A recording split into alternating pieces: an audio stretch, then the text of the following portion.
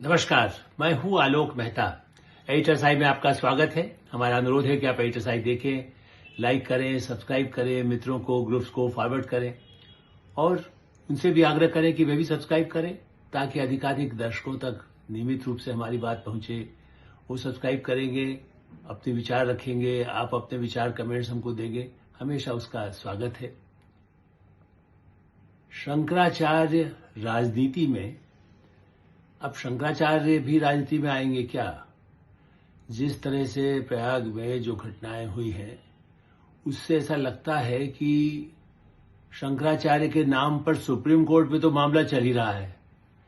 अब वो जनता के बीच में वो भी शंकराचार्य कहते हैं, अभिमुक्तेश्वरानंद, वो है या नहीं है यही तो प्रशासन, उत्तर प्रदेश सरकार का कहना है, मेरा नहीं है।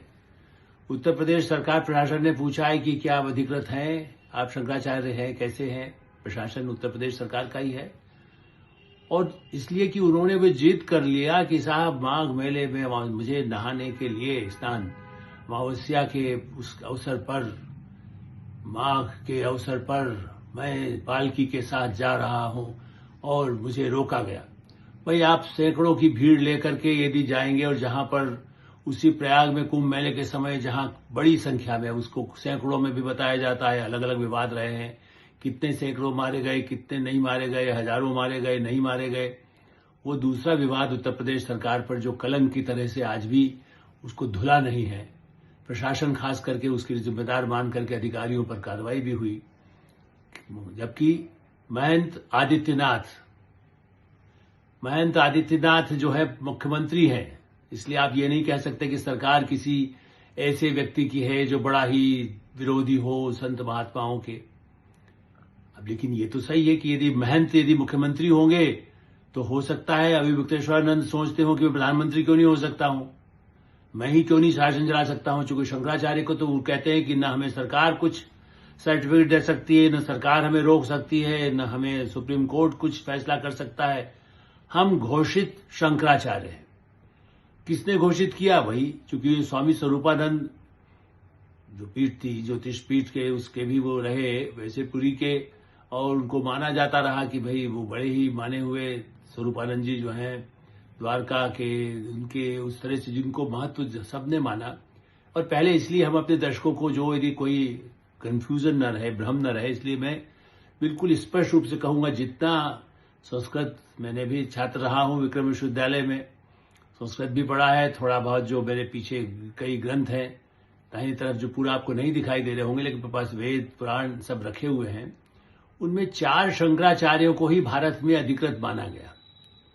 4 पीठ, चूंकि शंकराचार्य जो आदि शंकराचार्य रहे वो चारों दिशाओं में गए। भारतवर्ष एक महान देश हमेशा रहा है, राष्ट्र रहा है, और उसमें शंकराचार्य 4 पीठ हैं। गोवर्धनपुरी पीठ मठ ये जो है, दूसरा श्रृंगेरी शारदा, तीसरा द्वारका शारदा मठ, और चौथा पुरी कांची। अब इस तरह से जो है, ये आप ये कहें कि 4 दिशाओं में, इसको आप ये भी कह सकते हैं कि 4 दिशाओं में कहां कहां बनाया गया। तो जिस तरह से बद्रिकाश्रम है, यदि वहां पर भी उनको इसका महत्व मिला हुआ है, तो एक इस दिशा में है, पूरब में है, पश्चिम में है, दक्षिण में है श्रृंगेरी, यदि आप उस हिसाब से कहें तो पूरब, पश्चिम, उत्तर, दक्षिण मिला करके जिस ढंग से उन्होंने चूंकि दिशाओं में भ्रमण किया था, उसके आधार पर ही ये शंकराचार्य की मान्यता है। उसी तरह से महामंडलेश्वर, कई ऐसे अखाड़े रहे हैं उनमें भी, और कई ऐसे मठ स्थापित हो गए। भारत देश में इतना विशाल देश है कि हर राज्य में इतने अपने आप में एक देश है। यूरोप भी उसके सामने छोटा दिखेगा। तो उस दृष्टि से समय के साथ शंकराचार्य भी अपने को डिक्लेयर करने लगे। स्वामी स्वरूपानंद जी के निधन के बाद जब विवाद आया तो हुआ कि साहब इनको तो अभिमुक्तेश्वरानंद ने जब घोषित किया गया, उन्होंने कहा हमने तो, हमें नहीं माना, सब लोगों ने जिस तरह से उत्तराधिकारी तय होता है नहीं हुआ, और मामला सुप्रीम कोर्ट तक गया। तो अभी भी वो घोषित रूप से शंकराचार्य नहीं है। अब सवाल यह है कि अभी पूरी उसके पहले कुंभ मेले के समय सारे शंकराचार्य, या कहते भाई पहले नगा साधु हैं वो नहाएंगे।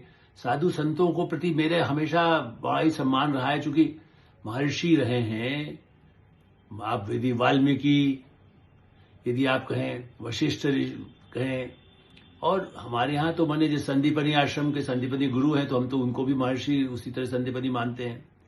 तो जो ऐसे गुरु रहे हैं, जो ज्ञान देते हैं, जो राजनीति में नहीं, राजाओं को, वो तो बने कोई सिंहासन पर नहीं बैठते थे शंकराचार्य, और या जो बड़े विद्वान राजगुरु भी होते थे, सिंहासन पर नहीं, वो सलाह देते थे।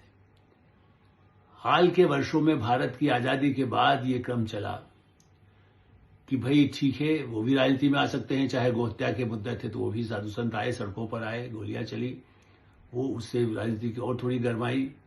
हिंदू के नाम पर या हिंदू धर्म के नाम पर इस तरह से संत महात्मा राजनीति में भी कुछ सक्रिय हुए। और संत महात्मा क्या कहे, जो उनमें से कुछ, जैसे आप कहें कि कोई भाई किसी संगठन से हैं, वो जुड़ करके यदि उसके बाद वो भी किसी ऐसे कॉज के लिए आ जाते हैं तो आ गए। सवाल यह है कि क्या अभी मुक्तेश्वरानंद राजनीति में आना चाहते हैं? क्योंकि ये जिद, देखिए, क्या शंकराचार्य आज के वर्तमान युग में हवाई जहाज या रेल से नहीं चलते हैं? क्योंकि उस समय के जो हमारे प्राचीन शंकराचार्य जो कहे संस्कृति के हिसाब से, वो तो पैदल गए थे यहां से वहां चारों दिशाओं में। बाकी क्या कि शंकराचार्य भी न्यूनतम सुविधाओं के साथ उनको होता था, लेकिन उनकी सुख सुविधाओं के लिए, सत्ता के लिए नहीं कभी रहे शंकराचार्य। बल्कि यदि आप ये कहें कि जो साधु बन जाता है, जो संत बन जाता है, जो महंत बन जाता है, उसे तो सत्ता, सुख, धन, लोभ, मोह, इससे तो दूर होता है। कहां पर ये लिखा है कि वो सब सत्ता, वो कहता है हाँ जी हम सत्ता चलाते हैं, हम हिंदू। भाई अभी मुक्तेश्वरानंद को नाम आप सड़क पर पूछ लीजिए, किसी झुग्गी झोपड़ी में, यूपी में, बिहार में, राजस्थान में, जाने शंकराचार्य नाम जान लेंगे। उसी भ्रम पैदा होता है कि शंकराचार्य के साथ अत्याचार हो गया। भाई शंकराचार्य के साथ ये किसी पालकी कोई वहां उनके जो नीचे समर्थक जो हुड़दंग करने के लिए भी जिन पर आरोप है, आप वहां घुस जाएं, हजार लेकर के, नहीं जी स्नान की अनुमति, आप पहले से सूचना देते। प्रशासन गलत थोड़ी कह रहा है। मैं उत्तर प्रदेश सरकार की कई चीजों से असहमत हो सकता हूं। मैं तो खुद ये मानता हूं कि साधु संत को मुख्यमंत्री भी नहीं बनना चाहिए, एमपी भी नहीं बनना चाहिए। मेरा मत है, हो सकता है उससे वो नाराज हो, लेकिन मेरा ऐसा है कि विशेषाधिकार जनप्रतिनिधि के रूप में मठाधीश, जिनके पास अरबों रुपए के मठ हों, उनको क्या, उनको सत्ता का मोह क्यों, वो सत्ता क्यों चलाएं? शंकराचार्य क्यों चलाएं? यदि वो शंकराचार्य हैं तो वो ज्ञान बांटे, वेदों का ज्ञान बांटे, समाज में जागरूकता है। उनको जो पुराने अंधविश्वास हैं, तो धर्म में जो नहीं लिखा है उसको नहीं बताए। वेद में जो लिखा है कि भाई कहीं ऐसा कहीं नहीं है, जाति भेद भी नहीं था, अगर लोगों के प्रति एक सम्मान का भाव, सबका समाज में, मानव धर्म, जब पूर्व विश्व बंधुत्व की जहां बात की जाती हो हमारे धार्मिक ग्रंथों में, वहां पर कोई भेदभाव नहीं था। महिलाओं के लिए कितना सम्मान रहा। लेकिन इस तरह से यदि, मैं तो इसलिए वेद की पूरी व्याख्या नहीं करना चाहता, मैं खाली ये कहना चाहता हूं कि आप देखिए ये विवाद क्यों, और उसमें फिर वहां फोन से अखिलेश यादव जी से बात कर रहे हैं। देखिए अखिलेश यादव राजनीति में बहुत सफल होना, उनके लिए मुख्यमंत्री रह चुके हैं, उनके लिए तो ठीक है, राजनीति जब राजनीति करना होगी, जब दूसरी पार्टियां करती हैं तो वो भी करेंगे। लेकिन शंकराचार्य कहना चाहिए भाई तुम क्यों आए बीच में? यदि वो शंकराचार्य हैं तो वो ऐसे प्रफुल्लित हो रहे, हा जैसे कि बहुत बहुत बहुत उनको एकदम लड्डू मिल रहा है, वहीं पर पालकी पर बैठे हुए बात कर रहे हैं। फिर अब धरने पर बैठ गए, अनशन पर बैठ गए। भाई ये काम शंकराचार्य का है। वो तो वन में जाए, हिमालय में जाकर के बैठे ना, कहां तो प्रधानमंत्री नरेंद्र मोदी केदारनाथ की गुफा में जाकर के बैठ जाते हैं। भाई उनको, वो उनका काम तो नहीं है ना वहां जाके तपस्या करना, लेकिन मान लो उनको लगता है कि शांति मिलेगी, 4 दिन में चला जाता हूं वहीं पर। या कोई भी जो व्यक्ति जाना चाहेगा शांति से, वो हिमालय की कंदराओं में जाएगा, वो जंगल में जाएगा, वो नदी किनारे, समुद्र के किनारे जब करेगा तब करेगा। वो सत्ता के लिए, हम उसी गंगा में त्रिवेणी, वहां पर मेरा नहाने का अधिकार है, और मैं पालकी की सवारी लेकर सैकड़ों लोगों के साथ जाकर के, जो सामान्य लोग, गांव दूर दराज से हजारों लाखों लोग आए, उनके बीच में मुझे रास्ता दे दीजिए। संत दूसरों को रास्ता बनाते हैं या दूसरों को रास्ते से हटाते हैं? मैं उनकी आलोचना इस आधार पर कर रहा हूं कि वो साधु और अपने आप को शंकराचार्य कहकर के ये राजनीति कर रहे हैं। राजनीति में मैं मानता हूं कांग्रेस पार्टी ने स्वामी स्वरूपानंद का बने उनका आशीर्वाद लेकर के बड़े बड़े नेताओं के साथ जाते, उनके पास जाते थे। कई ऐसे जिनके पास ज्ञान है, उनके पास वो गए, उन्होंने सुना, लगता था कि भाई वो कांग्रेस को उनका आशीर्वाद मिल जाता, चूंकि वही सत्ता में तब थे। उनको लगता था, और कई बार इंदिरा गांधी हो या उनके बाद के कांग्रेस के कई बड़े नेता हो, शंकरदयाल शर्मा हो, मुख्यमंत्री हो, अभी भी कई लोग मंदिरों में जहां जाते हैं, कोई महाकाल मंदिर जा रहा है, कोई द्वारका मंदिर जा रहा है, कोई मस्जिद जा रहा है, कोई गुरुद्वारे जा रहा है, कोई चर्च जा रहा है, उस पर कोई आपत्ति नहीं हो सकती है। कोई कौन सा त्योहार मनाता है, किनको मानता है, वो भी चलता है। लेकिन क्या राज सत्ता की तरह से एक आप वीआईपी आप हैं, शंकराचार्य, हाँ उनका सम्मान है, लेकिन ये परंपरा संस्कृति में, भाई वेदों में लिखा हुआ है कि त्रिवेणी पर पालकी लेकर के जाएंगे। कुंभ मेले की जरूर परंपरा कुछ है जो माना सरकार ने भी, कुंभ में हमें पहले कौन स्नान करेगा, वो भी एक ट्रेडिशन है।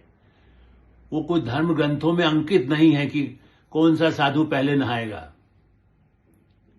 भारत देश में जहां 21वीं शताब्दी में प्रवेश कर गया है, वहां ये कौन सा ट्रेडिशन है। मैं तो मानता हूं कि भाई पोप वहां पर यदि ब्रिटेन के जो किंग हैं वो बाकायदा उनको चर्च सब कुछ हावी रहता है, भारत में तो नहीं होता है। शपथ तो राष्ट्रपति दिलाते हैं लोकतंत्र में। हमारे यहाँ शपथ के समय गीता का, आप यदि कहे धर्मगंधु कसम लेना हो नहीं लेना हो, तब भी आपके लिए उसकी बाकायदा छूट होती है। लेकिन क्या ये आवश्यक है कि आप एक धार्मिक संत महात्मा हो? मैं इसलिए कह रहा हूं कि वो नहीं है, ऐसे और भी लोग हैं। अखाड़े वाले कितना पिछली बार भी कई विवाद पैदा कर देते हैं। हम स्नान हम पहले करेंगे, हम नागा साधु पहले करेंगे, दूसरा अखाड़ा पहले करेगा, अखाड़ों के बीच में। चूंकि उनमें संपत्ति, अपार संपत्ति है, अपार, अरबों रुपया। गरीब भूखे मर रहे हैं, गाय सड़कों पर पड़ी हुई हैं, दिल्ली में बाहर सड़कों पर आप जाकर देखिए, छत्तीसगढ़ में, राजस्थान में, मध्य प्रदेश में गौशाला सरकार बढ़ा रही है। क्या इन मठों का और सारे जितने जितने बड़े बड़े आश्रम हैं उनमें जो, या कई मंदिरों में जो अरबों रुपया है, जांच हो रही है। साउथ के मंदिर के लिए वहां पर सोने के आभूषण, उनकी चोरी को लेकर के सीबीआई इंक्वायरी हो रही है। कहां चले गए, कहां वो गायब हो गए, क्या हड़प लग गया, कौन खा गया? आप बताइए, मंदिरों में, आश्रमों में, मठों में क्या ये धन संपत्ति के लिए होगा? मैं धर्म के विरोध नहीं हूं। मेरा यही कहना है कि जो ट्रेडिशंस के साथ थे, शांति के लिए, सुख के लिए, ज्ञान के लिए, यही साधु संत और गुरुओं का, महामंडलेश्वर हो, चाहे 4 शंकराचार्य तो है ही, वो तो, और दूसरे लोग तो विवाद पैदा नहीं करते हैं, आशीर्वाद देते हैं। अयोध्या में मंदिर के निर्माण के समय और उसके बाद में जिस तरह के भव्य कार्यक्रम हुए, उसमें सब लोग आमंत्रित किए गए। उसमें भी कुछ राजनीति करने वाले थे, इसलिए मैं आज उसकी चर्चा नहीं करूंगा। मेरा कहना है कि शंकराचार्य या ऐसे जो मठाधीश हैं, वो राजनीति में आना है तो सक्रिय राजनीति में आ जाएं, फिर पालकी से उतर जाएं। पद यात्रा यदि दूसरे नेता कर रहे हैं, प्रशांत किशोर कर सकते हैं, तो पद यात्रा तो हमारे शंकराचार्यों को करना चाहिए। यदि प्रधानमंत्री बनना चाहते हैं तो राहुल गांधी करते हैं, राहुल गांधी फिर से कुछ यात्रा करने वाले हैं। लेकिन कांग्रेस भी मजा ले रही है। अभी मुक्तेश्वरानंद के लिए कांग्रेस, दूसरी पार्टियां, हो सकता है ओवैसी साहब भी आकर के समर्थन में खड़े हो जाएं कि चलिए अच्छा है, एक इस्लाम का आदमी है, एक उनका है, वो भी कल से कहेंगे हम भी एक दूसरे कोई रथ में सवार होकर आएंगे, या कोई वो भी पालकी लेके आ सकते हैं।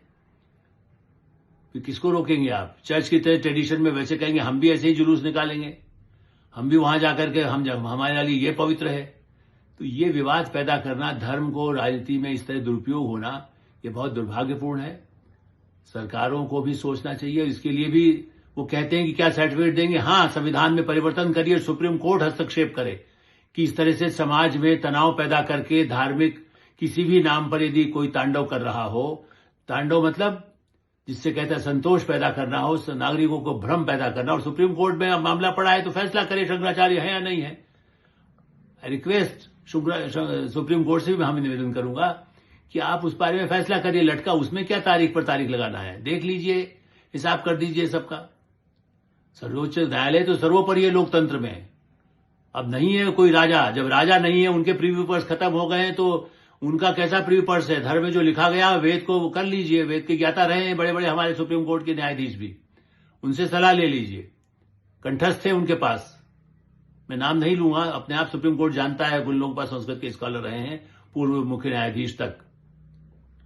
इसलिए धर्म को राजनीति की गंदगी, असंतोष से, तनाव के लिए, सांप्रदायिक तनाव बढ़ाने के लिए हो, ये कतई उचित नहीं है। भारत प्रगति विकसित भारत की तरफ जब बढ़ रहा है तब कोई राजनीति नहीं होनी चाहिए, मठाधीशों को इससे दूर रहना चाहिए। एडिटर साहब यहीं विराम देते हैं। पूरी विनम्रता के साथ सारे संत महात्माओं को प्रणाम करते हुए, जो सचमुच में संत महात्मा हो, जो जिनको ज्ञान हो, जो लोगों के समाज में प्रगति की तरफ रास्ता दिखाते रहें, जो अंधविश्वास को दूर करें, ऐसे संत महात्माओं को प्रणाम के साथ एडिटर साहब को विराम देते हैं। धन्यवाद, नमस्कार।